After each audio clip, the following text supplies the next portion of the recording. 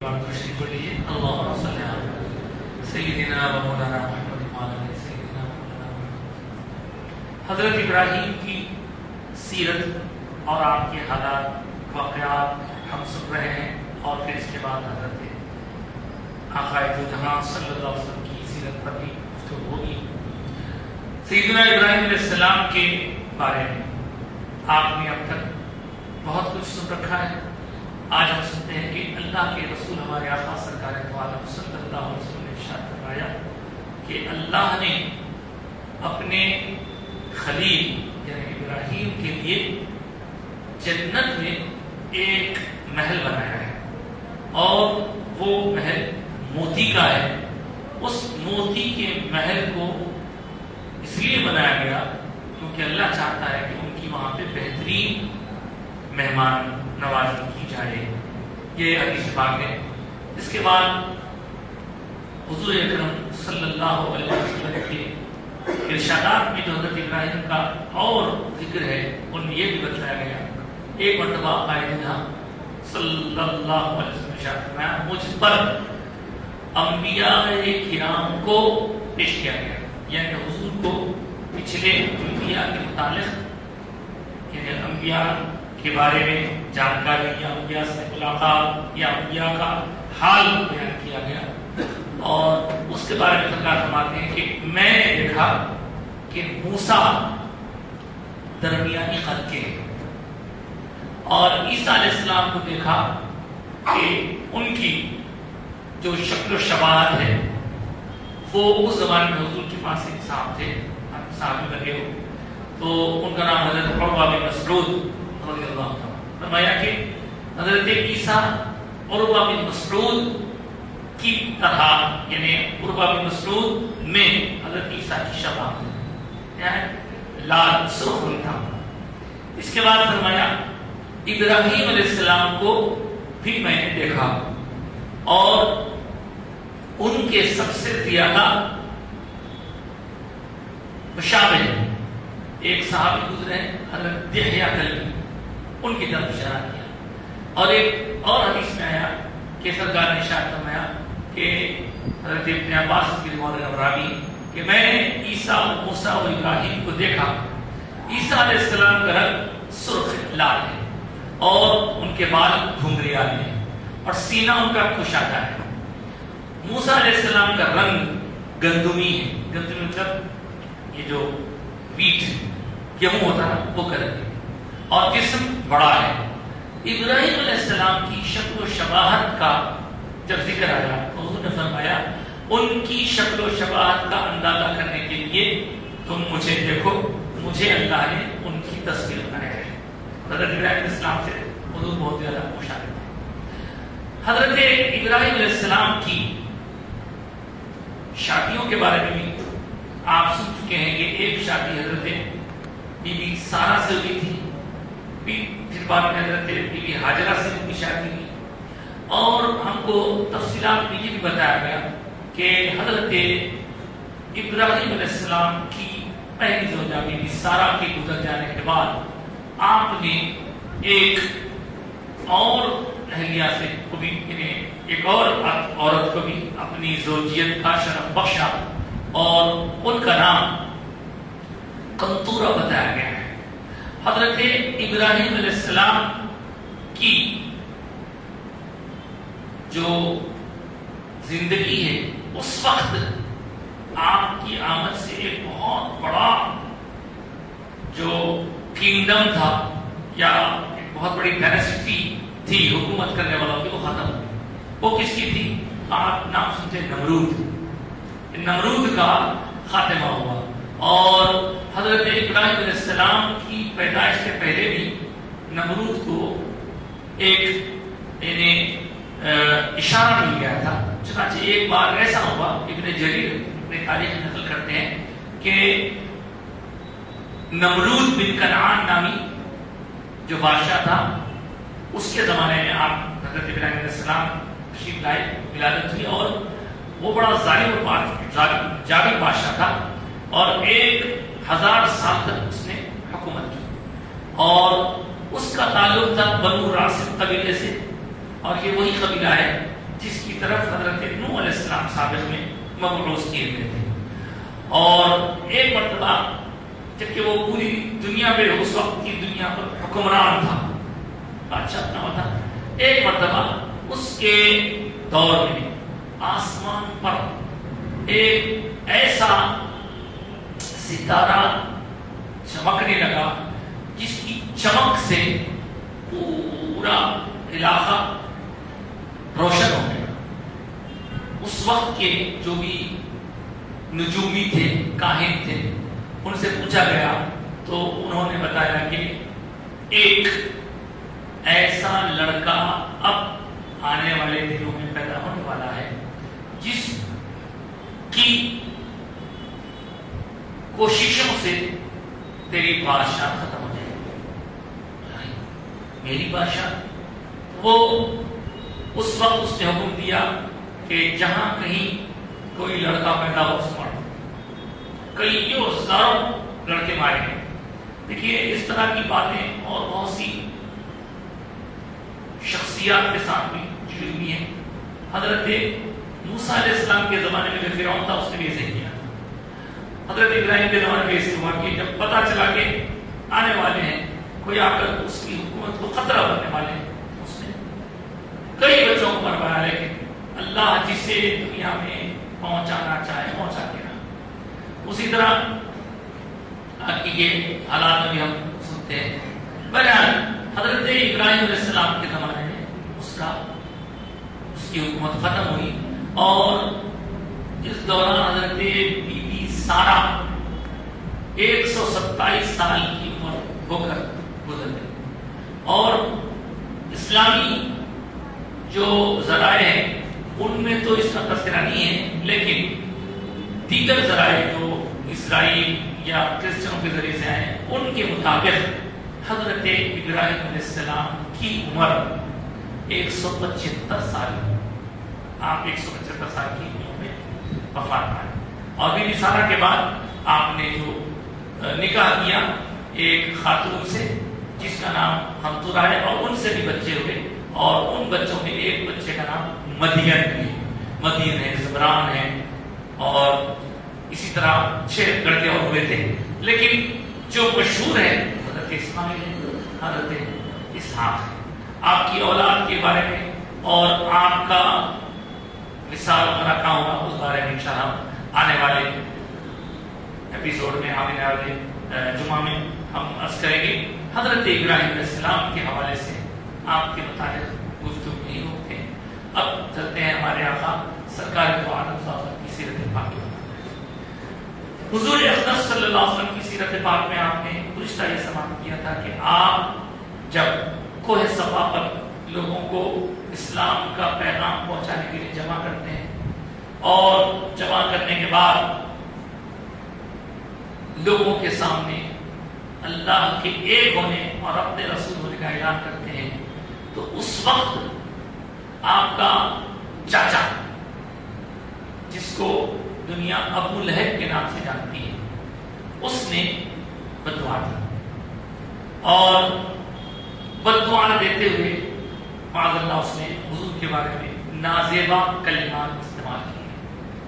ایسا کیوں کیا؟ تو اس کے بارے میں سیرت کی کتابوں میں ایک واقعہ لکھا ہے کہ ابو لہب نے اور حضور کے ایک اور چاچا تھے ابو طالب، یہ دونوں کے درمیان ایک مرتبہ کسی بات پہ لڑے ہوئے. سے لوگ کسی مسئلے اور ابو طالب اور ابو لہب کے بیچ میں جب لڑے کی کشتی ہوئی تو اس وقت حضور کی عمر زیادہ بڑی نہیں تھی اور حضور اقدس صلی اللہ علیہ وسلم نے اپنے چاچا ابو طالب کو سپورٹ کیا تھا. تو وہ چیز اس کے دل میں گھر کر گئی اور ابو لہب نے اس وقت کہا تھا کہ اے محمد یہ بھی تمہارا چاچا ہے، میں بھی تمہارا چاچا ہوں، لیکن تم نے میرے سپورٹ کرنے کے بجائے ان کی سپورٹ کی. تو حضور نے اس وقت کہا تھا کہ مجھے میرے چاچا ابو طالب سے بے پناہ محبت ہے. یہ ابو طالب ہی تھے جن کے پاس حضور رہ رہے تھے. یہ بات اس کو بہت ناگوار گزری اور اس نے اس کے بعد سے حضور کے بارے میں یعنی اپنے دل میں ایک ایسا جذبہ رکھا جو کیا محبت کا نہیں رہتا. تو سرکار نے جب اعلان فرمایا لوگوں کے درمیان کہ لوگوں اللہ کو ایک جانو میں اس کا پیغمبر ہوں, تو کچھ لوگ تو خاموش سن لیے, لیکن ابو لہب نے بڑی نامناسب بات کہی اور کوستے ہوئے کہا معاذ اللہ, کیا یہی کچھ کہنے کے لیے تم نے ہمارا وقت خراب کیا, تمہارے ہاتھ ٹوٹ گئے معاذ اللہ. اس پر اللہ تعالیٰ کو جلال آیا اور حضور کو بھی تکلیف دی کہ چاچا نے میرا ساتھ تو نہیں دیا بلکہ الٹا مجھے اس طرح کہا. تو اللہ نے پھر اس کا جواب دیا اور اس کا جواب دینے کے لیے قرآن نازل فرمایا. اور قرآن مجید کا سورہ نمبر 110 نمبر کا سورہ, 111 نمبر کا جو سورہ ہے قرآن میں, جی ہاں, تو 111 نمبر کا سورہ قرآن میں جو ہے وہ ہے سورہ تبت یدا ابی لہب. کیا کہا اللہ, جو لفظ معاذ اللہ ابو لہب نے حضور کے لیے استعمال کیے تھے انہی الفاظ کو اللہ نے اس دشمن کے لیے استعمال کیا. کہا تبت یدا ابی لہب, میرے حبیب کے ہاتھوں کے بارے میں کہنے والے ابو لہب کے ہاتھ ٹوٹ جائے وہ تب اور وہ بھی ہلاک ہو جائے. ماں غنا عنہ مالہ وما کسب, آگے اور تفصیل ہے کہ اس کا مال, اس کی دولت, اس کے بال بچے اس کو اللہ کے عذاب سے بچا نہیں سکیں گے.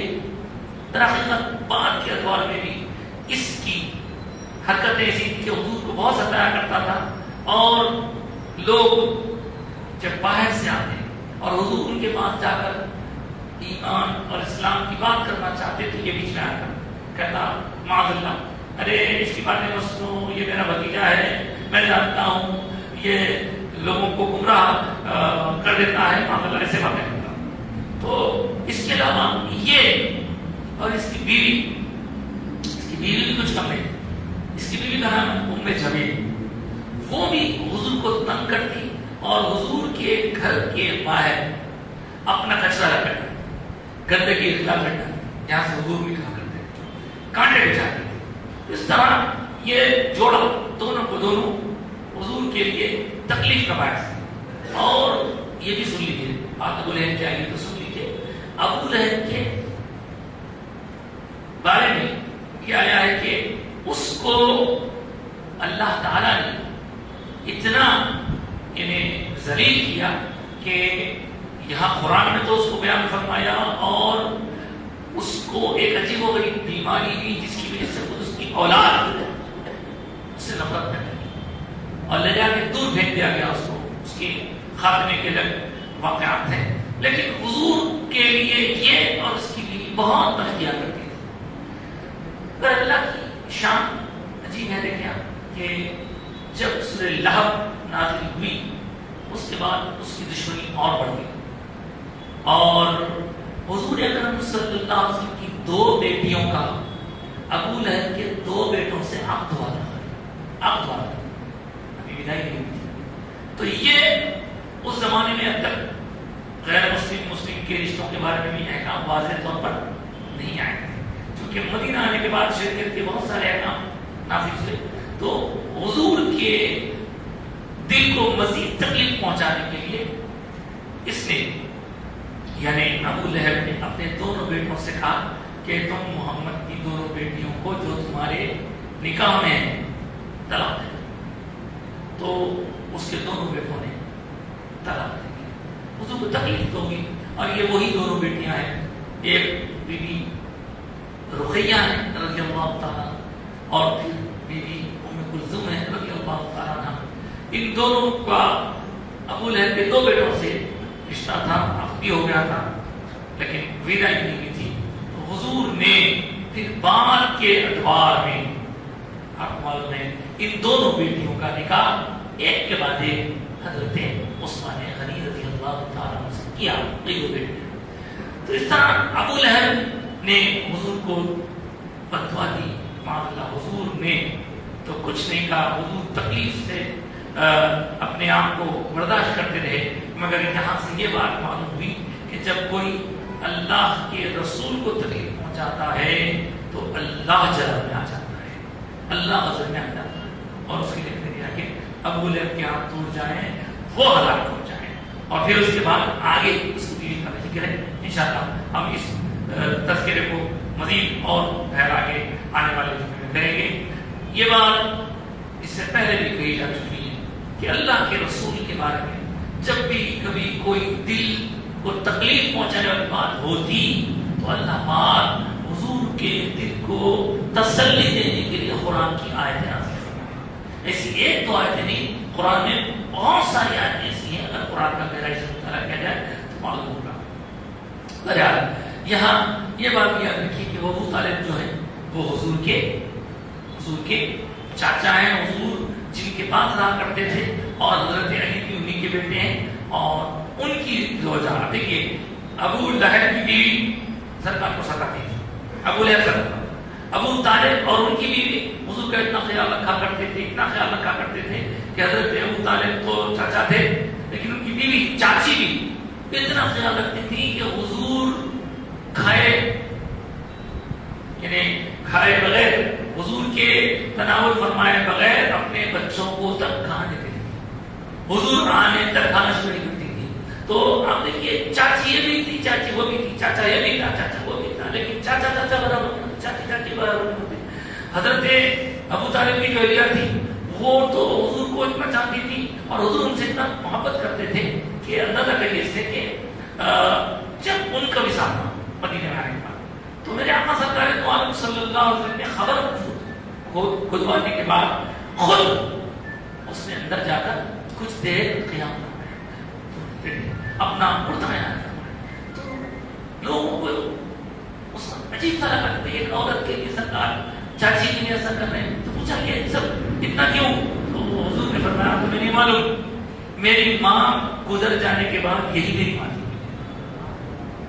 بہت چاہتے تھے سرکار، اور اتنا چاہتے تھے کہ اپنا کرتا کفن نہیں دیتی، اور ان کی خبر میں جا کر ظاہر سی بات ہے کرتا کفن میں دینے کا مطلب کیا ہے، قبر میں جا کے کچھ دیر لیٹنے کا مطلب کیا ہے؟ مطلب یہ کہ حضور کی نسبت سے ان پر برکت آنا شروع ہوگا،